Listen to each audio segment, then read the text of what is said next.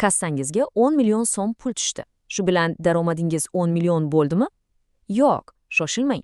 Tasavvur qiling, siz onlayn do'konsiz. Mijozdan o'sha 10 million so'mni oldingiz va to'g'ridan-to'g'ri zavodga buyurtma berdingiz. Zavod esa tovarni mijozga o'zi yetkazib berdi. Natijada sizda faqat 800 ming so'm vositachilik haqi qoldi. Endi qarang, oddiy buxgalter nima qiladi?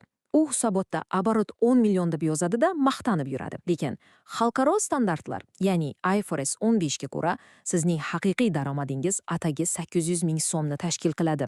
Nega deysizmi? Chunki IFRS 15 standartiga ko'ra, siz bu kelishuvda bilasizmi, asosiy ega emassiz. Siz shunchaki agent, ya'ni vositachisiz. Va agar siz hisobotda 10 million deb yozsangiz, bu nima degani? Bu siz investorni naqd 10 barobar aldayapsiz degani. Xo'sh, qachon ega va qachon vositachi ekanligini aniq ajratishni o'rganish uchun albatta mening sahifamga obuna bo'ling va to'liq kursimni ko'ring.